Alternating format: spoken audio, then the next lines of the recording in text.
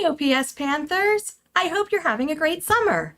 For those of you who don't know me, I'm Michelle Hawley, and I'm the proud Panther principal of Oradell Public School. I hope you've been having a great summer. Have you been watching the Summer Olympics?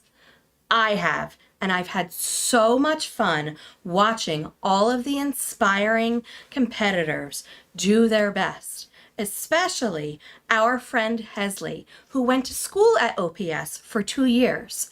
She competed as a gymnast this year. My favorite sport that I've been watching is the kayaking. And I have some really special friends here who are new to OPS or new to positions at OPS who are going to tell you about their favorite Olympics that they have been watching this year. Hi, boys and girls. I'm Mr. Warner. I'm the new assistant principal for grades 4 to 6. And my favorite sport to watch this past summer has been the women's soccer team who just won today and are going to the finals. I cannot wait to watch them win the gold. Go, girls. Hi, OPS family. My name is Miss Cummings. I am the new Director of Curriculum Instruction. My favorite Olympic sports is the men's and the women's gymnastics. I'm excited about all of the victories that we have achieved this year. Go USA. Hi, OPS families. I'm Amy Brancato. I'm the new assistant principal for K-3, and I guess I'd have to say swimming has been something that I really enjoyed watching during this Olympic season.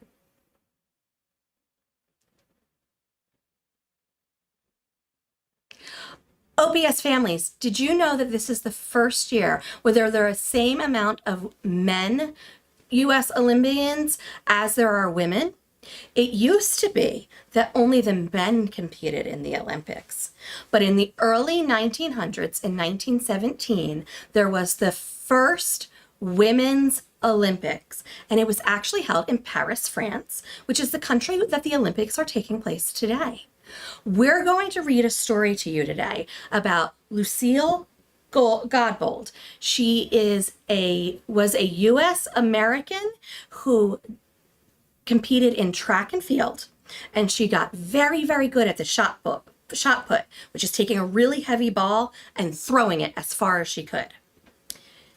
When we read the story, I want you to think about what she and her teammates are doing for one another, because this year our theme is the way of the Panther.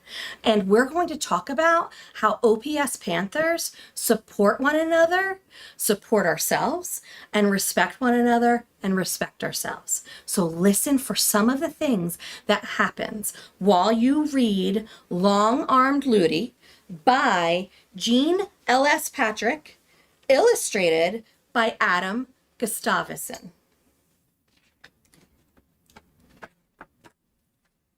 Long arm Ludi. No one really knows how Ludi's arms got so long.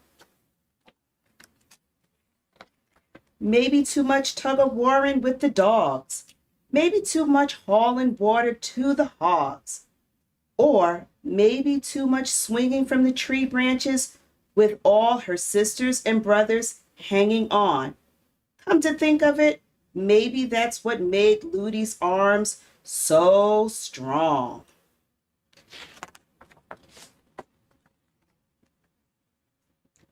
When Ludi set out for Winthrop College in 1917, she was 6 feet tall and skinnier than a Carolina pine. In fact, if she turned sideways, you'd think she had disappeared. But you could always spot Ludi on the athletic field, sprinting, scoring, cheering, and supporting, just like what we do as the way of the Panther here, always supporting one another. In every sport, Ludi used her long arms to encourage her teammates. You can do it, she would say. During her final year on the track team, Ludi tried the shot put. Give it a ride, urged Coach Bartlett. Ludi scooped up the heavy iron ball and placed it between her fingers. She bent her knees, pushed her long arms upward, and released. The ball soared across the sky. Her throw was almost as long as 3 automobiles. Thundering cannonballs. Unbelievable. Her heart boomed. Her long arm tingled. She loved the explosion of power.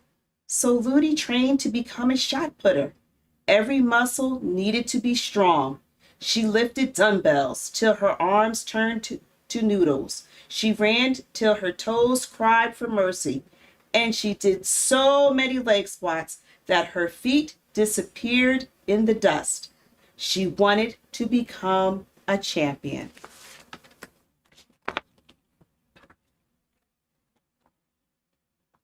All that lifting and running and squatting paid off. At a Winthrop College track meet in the spring of 1922, Ludi surprised everyone. She set an American record in the shot put with a throw of 35 feet, 6¼ inches. And before you could say Carolina Cannonball, Ludi and Coach Bartlett hopped on a train. They headed north to an important track meet in New York. There, the best athletes would try out for an international meet called the Women's Olympics.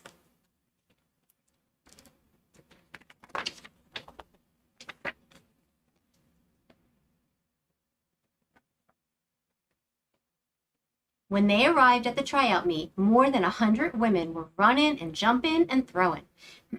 Ludi eyed the muscular shot putters. Did she even have a chance?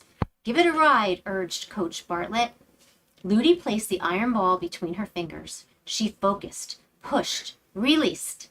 The officials measured. The announcer boomed. 35 feet, 11 inches. Miss Lucille Godbold has set a new American record. Coach Bartlett flung her clipboard into the clouds. You won, she cried. You're headed to the Women's Olympics in Paris, France.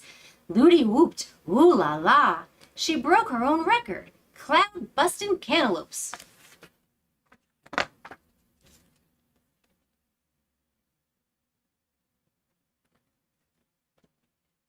But Ludi's smile soon sagged.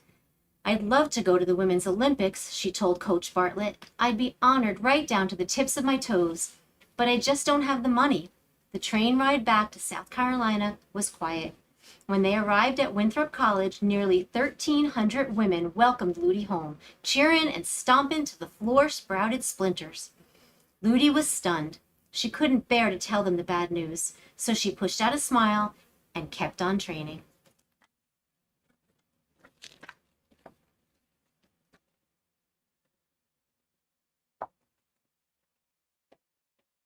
More lifting, more running, more squatting, more putting. Sweat dribbled down Ludi's ankles and into her old shoes. More than anything, she wanted to go to the Women's Olympics. But how would she come up with the money? It would be impossible. Ludi cradled the iron ball in her hands. It felt as heavy as the world, maybe even heavier. But Ludi hung on.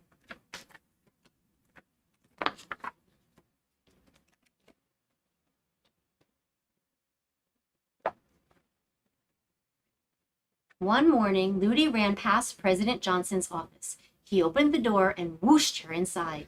Good news, he said. Winthrop's 1,300 students and teachers are donating money so you can go to France.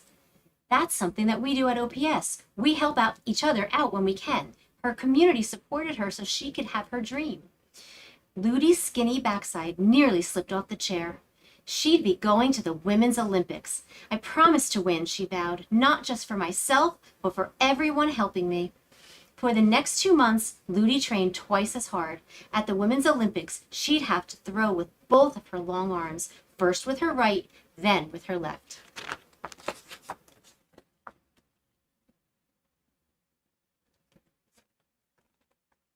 On August 1st, Ludi climbed the gangplank of the Aquitania for the 6-day voyage to France. She shook hands with her new coach, Dr. Stewart. Would he be strict? She smiled at her new teammates. Would they be kind?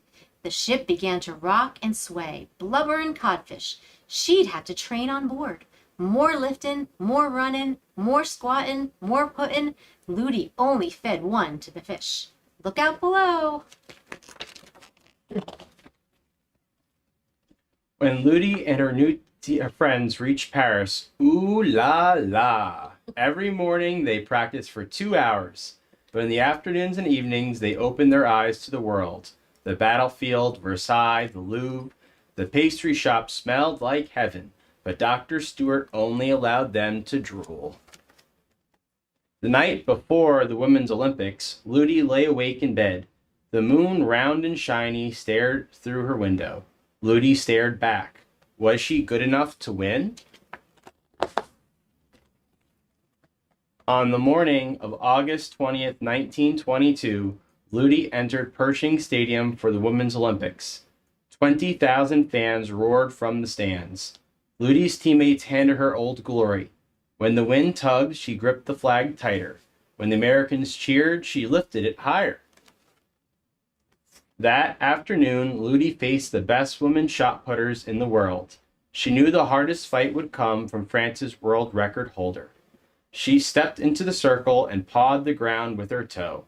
She heaved with her right arm. She heaved with her left arm. The two throws were added together. Total distance 65 feet, 1.5 inches. Gulp.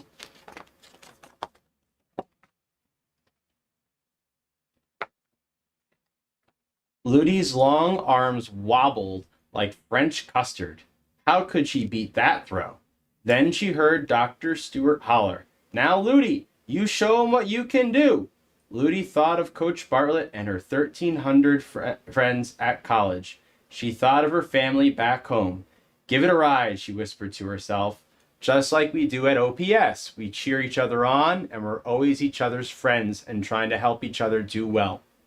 She placed the iron ball between her fingers of her right hand. She focused, pushed, released. She placed the iron ball between the fingers of her left hand. She focused, pushed, released.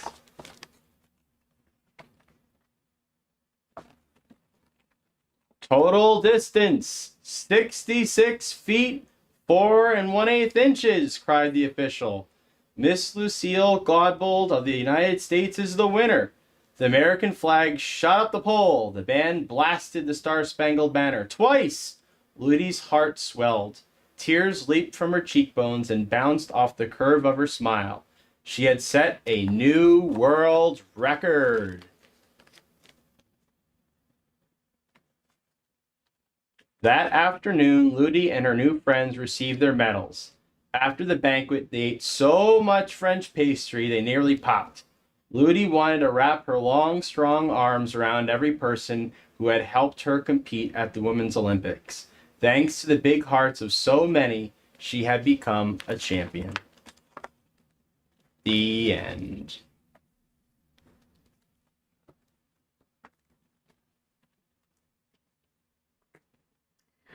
Did you like learning about Ludi and the road she took to get to the Olympics?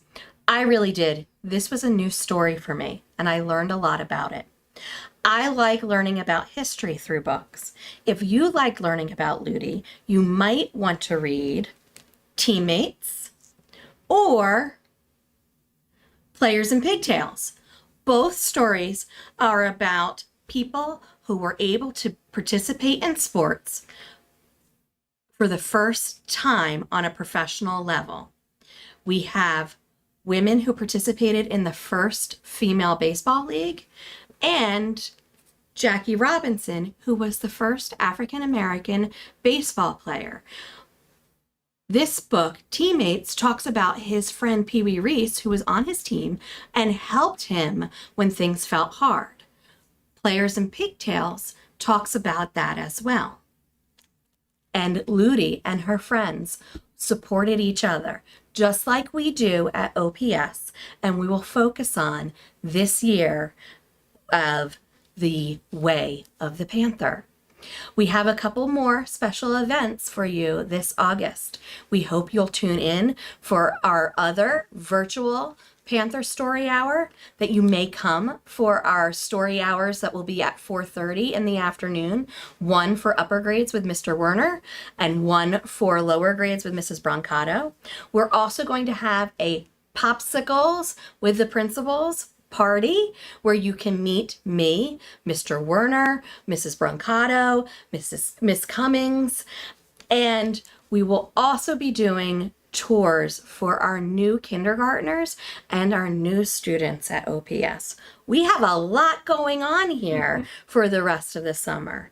We hope to see you soon and have a wonderful night and talk with your families about the way of the Panther and the great things we're going to do together in September.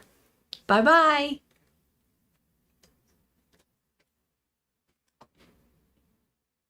Are we done? Yeah. Good job. Good. Yeah.